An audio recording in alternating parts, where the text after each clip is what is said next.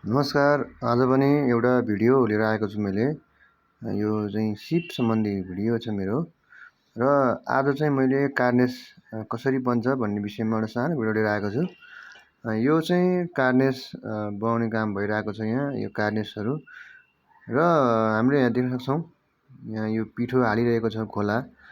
यही प्रविधिबाट कार्नेस बन्ने हो। हामीले हेर्दा राम्रो देखिन्छ, तर यसलाई पहिला चाहिँ एउटा पाउडर हुन्छ हैन, जिप्सम पाउडरलाई भिजाएर यसरी घोलेर माथिबाट यसरी फाइबर राखेर गर्ने हो। अनि बल्ल यसको राम्रो पिस निस्किन्छ। कस्तो निस्किन्छ भनेर म अहिले तपाईँलाई देखाउने छु। र मेरो च्यानलमा अरू पनि यस्तै एल्युमिनियमको, इपिभिसीको, फलामहरूको धेरै सिप सम्बन्धी भिडियोहरू छ, गएर हेर्नु होला। र यो भिडियो पनि पुरा हेर्नु होला। तपाईँले यो भिडियोबाट यति हेरेर पनि तपाईँले काम सिक्न सक्नुहुनेछ। यो एकदम सजिलो छ। र तपाईँलाई यो कम्पनी खोल्नको लागि डाई यानि कि यो साँचो आवश्यक पर्यो भने अथवा र मेटेरियलहरू चाहियो भने हामी तपाईँहरूलाई दिन सक्छौँ, हामी तपाईँहरूलाई बेच्न सक्छौँ। त्यो हिसाबमा हामीलाई कन्ट्याक्ट गर्नु होला। यहाँ यो कार्नेस बनाउने काम भइरहेछ। यो चाहिँ हाम्रो यहीँ काठमाडौँमा रहेको छ। हजुरहरू आफै आएर हेर्न सक्नुहुन्छ। यसलाई चाहिँ यो पिठो राखेर सोर्ने काम भइरहेछ। यसलाई चाहिँ सोर्ने भनेर भनिन्छ। एकदम यो राम्रो र छिटो हुने काम हो। तर अलिकति सिक्न टाइम चाहिँ लाग्छ।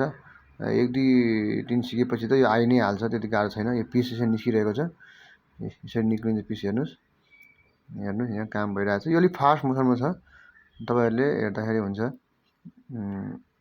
यसरी पिस निस्किन्छ।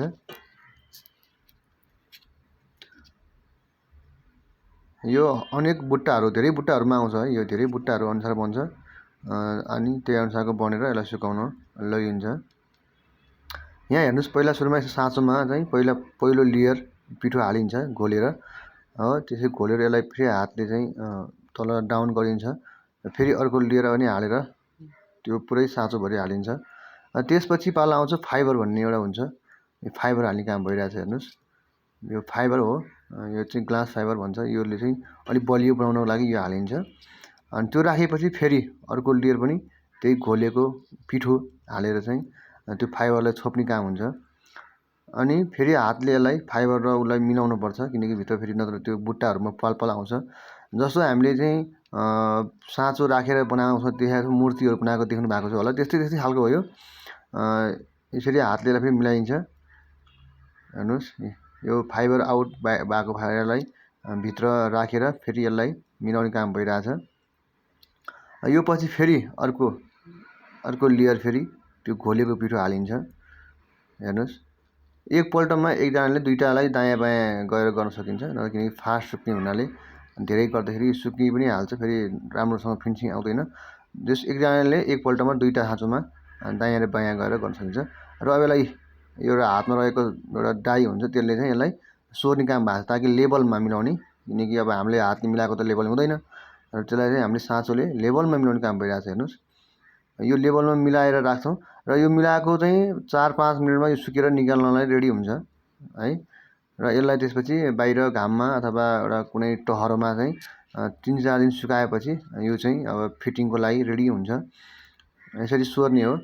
ल हेर्नुहोस्, यहाँ सोरेर यो लेभलमा आइसकेको छ। अब बाँकी रहेको त्यहाँ हेर्नुहोस्, बाहिर अलिक बढी पोखिएको हुन्छ नि, त्यसलाई चाहिँ एउटा पत्तीले खुर्केर फाल्ने हो। किन हाम्रो आवश्यक पर्ने मात्रै राखेर बाँकी रहेको चाहिँ पत्तीले खुर्किनुपर्छ। यहाँ हेर्नुहोस् तपाईँहरूले, बाँकी रहेको चाहिँ पत्तीले खुर्किएको छ। र यो अब एकछिनपछि त यो सुकि नै हाल्छ। 4-5 मिनटमा सुकेर यो निक्लिन रेडी हुन्छ। त्यही भएर एउटा व्यक्तिले एउटा टाइममा चाहिँ दुईटा मात्रै दायाँ बायाँ बनाउने, त्यसपछि त्यो छोडेर अर्को बनाउने, फेरि अर्को बनाउने, अनि टाइम हुन्छ निकाल्ने हो। यसरी निकाल्ने हो। हेर्नुहोस्, यसरी दायाँ बायाँ यसरी निक्लेर यसलाई अब झुन्याएर राख्नलाई लगिन्छ। हेर्नुहोस्, अब यसो अरू भिडियो पनि हामीलाई चाहिँ हेर्नु होला है। हस् त, धन्यवाद।